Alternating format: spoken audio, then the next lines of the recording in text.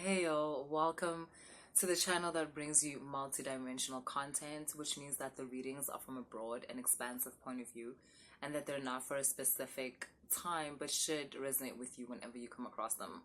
So today it seems okay, we're going to talk about the dark night of the soul. We're not going to get into nitty-gritty detail, but I feel like, sometimes people forget like what challenges are actually for. If I'm going to be honest, I feel like there's a narrative, and I know I've also like spoken to you in that way, but in my defense, I speak to you guys in a way that I think you'll understand. It doesn't mean that like I subscribe to your beliefs, or even to your understanding, but I understand why you see things that way. I understand why you believe what you believe to be true. Yeah, I get that. So with that said, there's this narrative that the challenges that you go through are, under this umbrella of the bad things that are happening to you for whatever reason. I think in the spiritual community, it's karmic. So in your past life, you must have wronged someone, and now that's why uyehlelwa izinto ezimbi. Or someone is attacking you, spiritual attack. That's another one, really huge.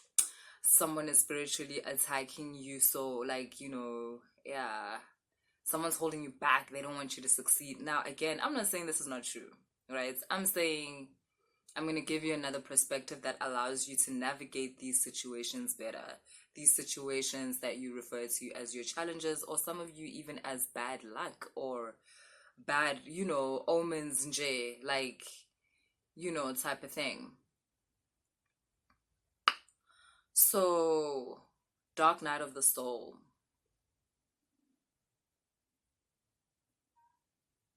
I'm trying to think if I should make this Nzunza reading. I'm trying to understand, how do you understand this if you're not on the Nzunza journey? Like, how do you even... Because if, let's say, you came to the channel and you know nothing about Nzunza, and I tell you about the dark night of the soul, you're gonna think, okay, so maybe the dark night of the soul happens to everybody. I don't know. All I know is that it definitely happens to a person that is going through the Nzunza journey or the Nzunza process, or, type of thing. And when I say everybody in the world might go through a dark night of the soul, yeah, probably.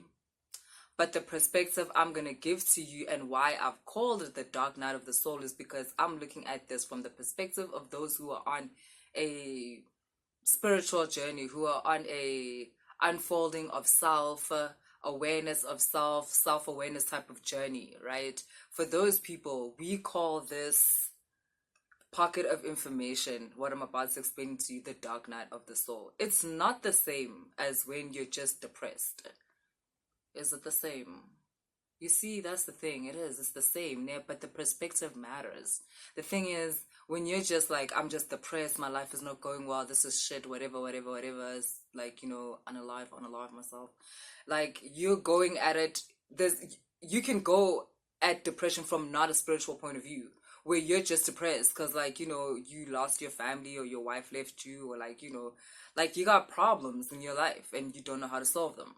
But this perspective is, yeah, you're gonna be depressed, but there's a specific reason. There's a coal that's burning here inside you, specifically, like burning for this reason. So this is not, oh shit, I'm depressed because, like I said, everything is just bad and I'm broke and I'm in debt.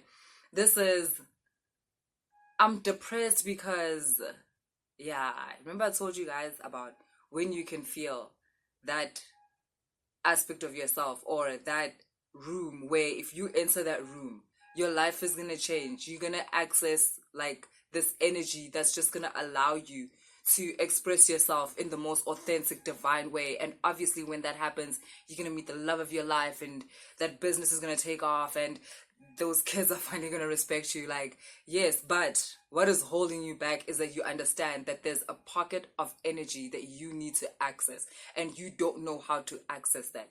You can feel that there is more to yourself. There's more to who you are. There's more to what you can do. There's more than what you like. There's more to what you have to offer. You have so much more to offer, but you don't know how to access that. That depression. That one is dark night of the soul. We call it the dark night of the soul because there is that which is within you. It's Nzunza actually, in its little form, where it doesn't even have a form yet. It's still in like spirit. By the way, Nzunza's only form is you. You are the Nzunza's form. So at this point, you guys haven't united. Nzunza's not even a form yet. It's still a voice. You don't even know where this voice comes from. You're like, oh, God is speaking to me. Yeah, it is God. It's fine. But obviously, hello. If you heard God's voice for real, I swear your ear would melt off. Because, come on, think about it. It's God. It's like that power. So there's like other aspects within us in this story. That aspect is Inzunza because it's the highest part of the human. That might be a controversial statement, but whatever. We'll talk about it in the comments. That part of you starts to whisper. It's an aspect of God that is whispering to you to basically say, is this enough for you? Is this all you want? Oh. I mean, okay. But do you remember, like, the freedom of the soul, of understanding? Do you remember what it's like to be with me? Do you know that when you're with me, this is the Nzunza, by the way, if you're not following, jeez. Do you remember that when you're united with me as the Nzunza, we are something else? Like, I give you wings. From that point, you can fly. Do you remember what it is to fly? And you're like, I don't really remember. I can fly. Like, yeah, with me. You don't remember. You don't remember on the mountains of Andromeda, whatever the fuck these things say to you. Like to spark that fire within you that says, this is not enough. This person that I am in this job, I don't want to be that person. This person that I am in my friend group, I don't like that person. I don't want to be this person. Like, I actually want to be this. That thing where you want to build another avatar, another aspect of yourself. You want to give another aspect of yourself life. And yeah, that's basically what it is. And then the part where you're not able to do that right now. Not because you don't have enough money, not because church isn't open, because the connection between you and this that has now sparked you, you're still kindling the fire. You're still, so that the connection can get more secure, so that you can listen more and know what to do, so that you can build that life again. That life where you and this thing are united. And it's a life where you're not so scared of being here on this planet, in this existence. You're not so unsure of yourself. You're not always looking to see what another person is doing. So not because like but because you want to make sure what you're doing is right.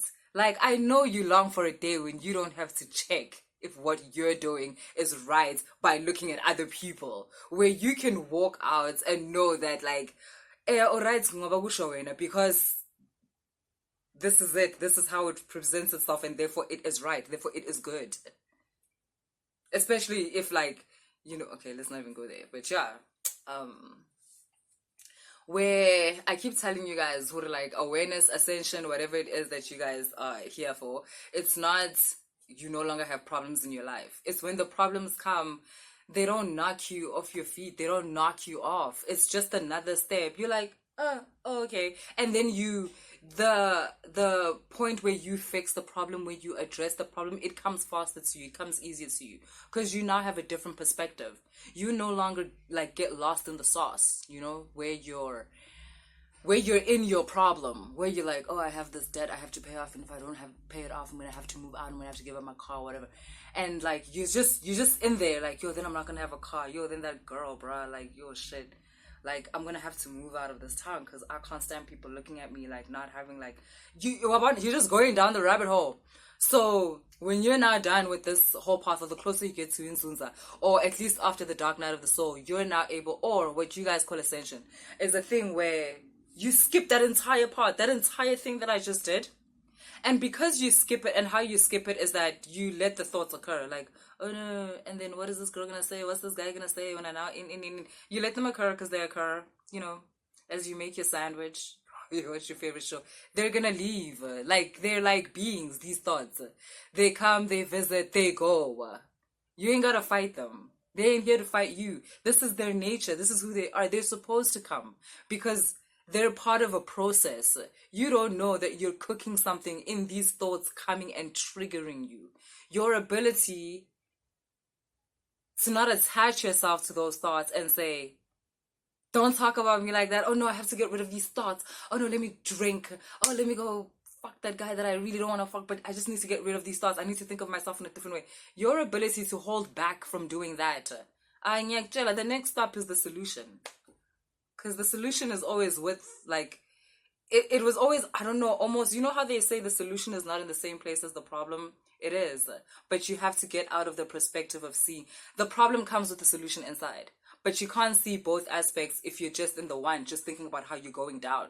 If you just give it a break and, like, just go do something else. Like, yeah, you're still stressed. You're not a robot. You're still stressed. But, I don't know. Then the solution does this thing where it's like, hey, I heard you were looking for me. Like, yeah. This is a whole process that I've explained. It's not an overnight thing. It's not just something that you just wake up and you're like, oh, I can do this. But it's something that's practiced. And then sooner or later, it becomes automatic. But yeah, I digress a lot. I was going to Dark Night of the Soul. So Dark Night of the Soul is the depression that comes from knowing that you are that person that can do that, but you're not that person right now. It's that thing where you're in a relationship and, like, you're addicted to someone and you can't live without them. And you're like, but this is not me. Like, and I don't want this to be me. I want to get out of this relationship, but, like, I can't even be that person because I'm right now currently being this person. That voice that's like, oh, that's not me. Those thoughts that are like, hi, Mara, now I don't want to be this person. Now I want to be the kind of person where if something is not going well in a relationship, I get up and I go. I want to be the kind of person where when I'm not being loved truthfully, and I'm not talking about, like, all these things. Now we've got all these checkpoints. Is he doing this? No, dump him. Is she doing this? No, leave her. Like, no, I'm not talking about that. I'm talking, like, really for real. Like, you want to be the person who, if you're not being treated well, leave. You want to be the person who attracts high qualities of living, high quality relationships, where you don't have to ask. Hello. You want to reflect the relationship that you have with the divine within these people. And I never have to beg the divine. So, yeah. So, yeah, the depression, your Dark Night of the Soul is basically that. It's knowing that there's another life out there for you. Definitely. You know that. But, like, you can't prove it. Because right now you're in this life. And in this life, there's all these things that are going wrong. And the Dark Night of the Soul is the path. It's the pathway, it's the bridge. You're building that bridge from where you are right now to this person that you can feel the perfume of. You can feel the whiff. Like, there's this access of power that's waiting for you. It's just that you haven't touched it, but if you touch it, batlanyela.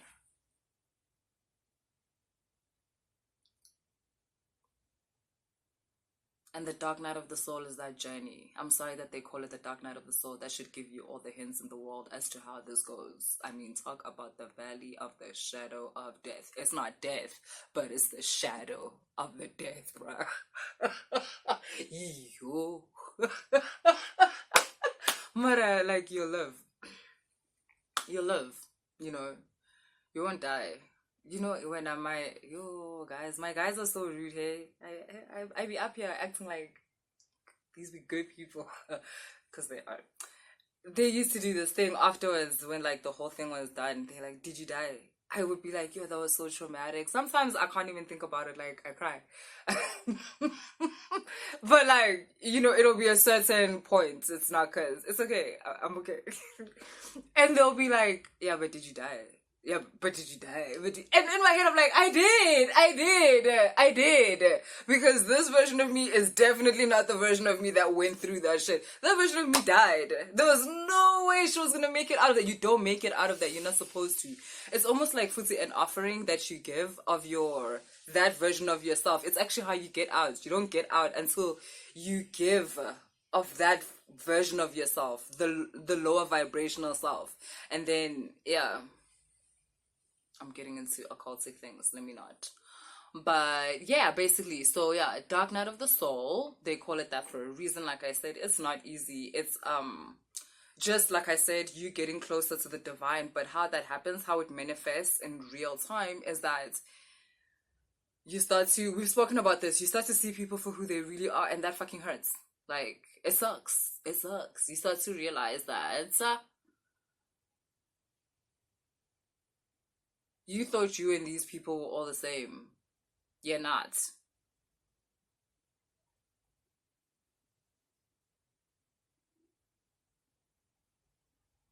These people are not pulling from the same source you are pulling from. Because at some point you're going to want to investigate what the difference is. You're going to have to. That's also the dark night of the soul.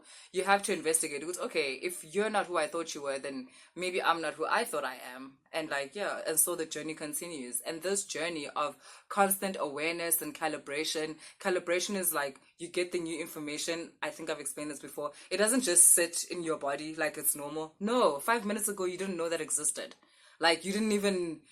What the fuck? You thought a different thing, and now a download has come, and it's apparently a different thing. Information is alive. It has to, your body has to accept it. You know when you do like a transplant, like a heart transplant, and then they wait to see if does the body accept that like new organ?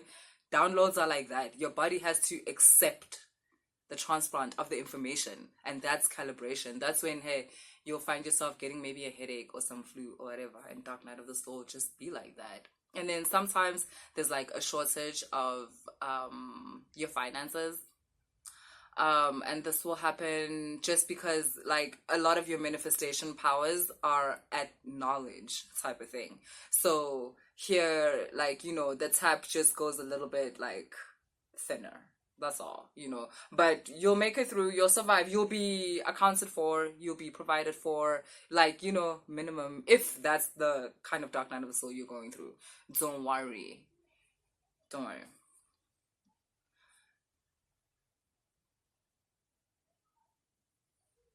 Your Nzunza or your higher self is conspiring with the all in order for you to wake up. And that's what the dark night of the soul is. It's a constant wake up type of thing. So when I say like, don't worry, you'll be provided for, you are not forgotten where you are. If you're sitting there going like, I'm so depressed, nothing has been happening for me for years, like, I don't know what the fuck is going on, I don't know what... Some of you like it's 6 months and you're like, oh my god, 1 year, 12 months, and you're like but I need you to understand that you're not alone. There's that which has placed you where you are, and when it's time for you to collect your little things yourself and or put yourself together again or whatever and get the fuck out and start anew, it'll come and get you. Like you're not forgotten. In the wilderness and you're awesome. God, why have you forsaken me? Boo, you done not been forsaken. Like, you need to relax. Something ice. You need to relax. You have not been forsaken. You have not been forsaken. Ugusinje ufuni Starbucks and they went on budgets. Yeah, ice and like, don't worry. Something ice is fine. Bazoza bazolanda. So yeah, I know I digressed, but I guess that was just the nature of the reading. And I'm glad, because if I'm going to be honest, I ain't finna talk about the dark night of the soul, like, because the details are for you in your individual lives, but I just wanted, I guess, to give you this, like, push along type of thing. Because sometimes you be looking at other people and you're like, why is my shit not turning out like his shit? Why is my shit not turning out like her shit? Like, relax. Everybody's road is truly original. And that's another thing. The sooner you devote yourself to your own path, the better. That's why ngithi ungawari ngezinye izinto. Yenza le wena oyikhonayo until and also you're in training of always your Dark Night of the Soul is like the hugest training of what they call your third eye. It's about looking past your current situation. That's what I was explaining to you over there. Because that situation, that challenge, great, I'm gonna run. This is how I started reading. That challenge, it's not just because God is punishing you. There's actually no such thing. There's literally no such thing. I hope you don't teach like your children that doctrine, guys. Like, it's not true. Heaven. So you're not being punished. That's not what's happening. These challenges, they are ingredients. Your atoms know what's doing. Your electric-magnetic field, it knows why it attracted this issue, this thing that you call a problem, because it needs it to make what you've said you wanted. The problem is, when you were requesting, you don't know what it takes. You're like, yeah, now I want to be like Bill Gates. I want to like whatever. You don't know what it takes inside. Whether you think it just takes I know mathematics, I know science, I know ink. No, I was telling a friend of mine, like, if you think all you need to start a business is a business plan, you're joking. Unadi jokes, shem. Unadi jokes. Ha. It's, hey. But yeah, I don't know if I've got time, but I actually decided that I want to tell you a little story. Never mind, it might cut, but I think I've got time. So I don't know if you guys have watched the movie June or read the book Frank Herbert. Yeah. Frank Herbert's the author of June, or the June saga, basically, because homie wrote like, we know their lives, their ancestors, their children's children. Like, homie wrote this should be the Bible. And it's actually funny because this character is actually quite close to the Jesus character. Oh, Paul Atreides, right? So cool. Let me start. I'm not going to tell you the whole story. I'm just telling you this part because it connects to what I want to tell you with what I've told you about the Dark Night of the Soul. So the beginning, or the part that I want to tell you, what happens is that the High Reverend in the movie is this lady. She's from the Bene Gesserit, which is kind of like the Order of Ma'at in this like movie. Now, it's not the Order of Ma'at in the movie, guys. I'm just saying that in order to better explain to you what I'm trying to say to you. Cool. So she's basically like from Order of Ma'at, and Paul Atreides is basically like our chosen one here type of thing. His mom's lineage is strong. Jessica is his mom. She's also in the Bene Gesserit, so she's also in the Order of Ma'at. And then we can say his father, Duke Leto, is in the Order of Melchizedek. Again, I'm saying these things to help you understand, okay? So, but that's not how the movie is. In the movie, he's not in the Order of Melchizedek, okay? Cool. So this boy, he's basically like a chosen in terms of genetics and biology. He is, listen, chef's kiss. And obviously the Bene Gesserit, because they work, the Order of Ma'at is a scientific sect. It's a technologically advanced sect. So they work within these kind of things that the biology are in. So Bona, they kind of had a suspicion who is chosen one here.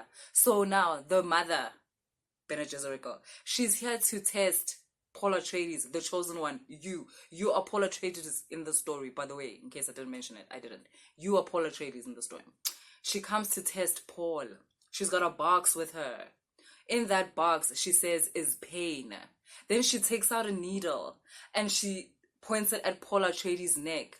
He's going to put his hand in the box. The pain is going to begin. He will go through the pain. If he tries to move his hand out the box, or if he screams or starts doing wild shit, she's gonna press that needle, it's got poison at the tip, into his neck, and she's gonna unalive him.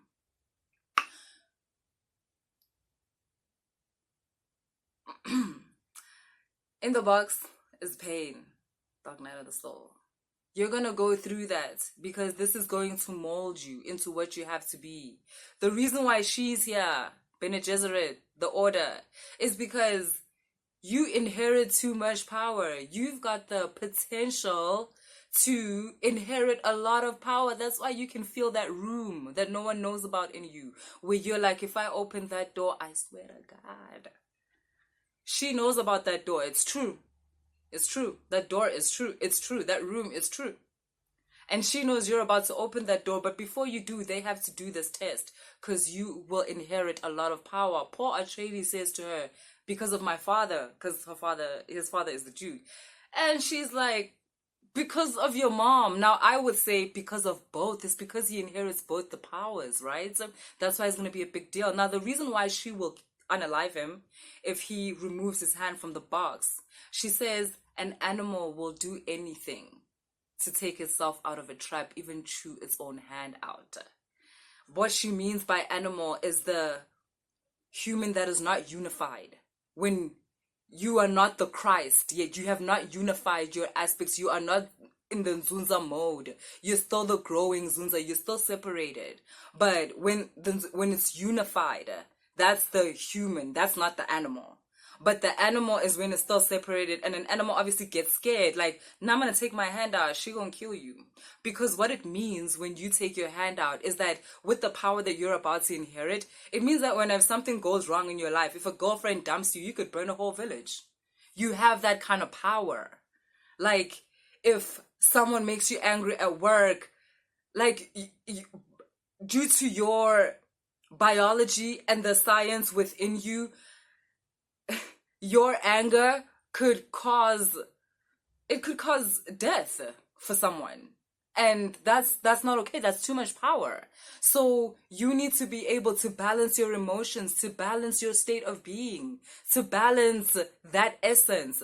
And if you're not able to, then you would take your hand out. If you not being able to do that is you taking your hand out that box, and then she unalives you. And the symbol for what it means when she unalives you is that she takes it away. She takes that power away because it means you can't handle it. Then go ahead and be like the others because you can't handle that. There's no way the guardians of the universe will allow you to be able to inherit so much power and then you have no discipline. No, and that's why the orders are here.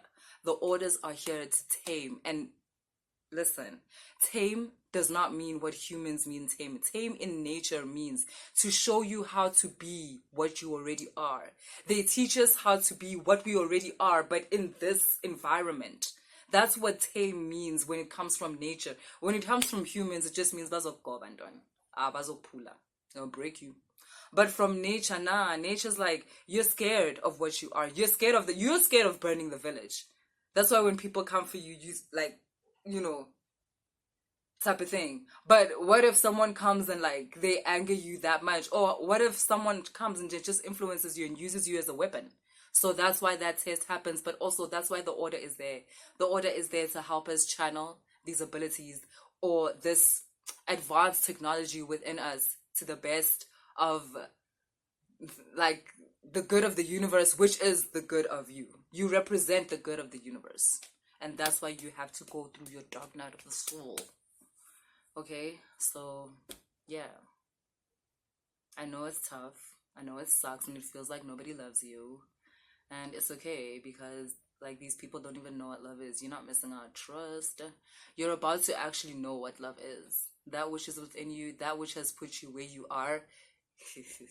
It's teaching you real love. You know what love is because of that. And that's what allows you to carry on in this path, even when it's really hard.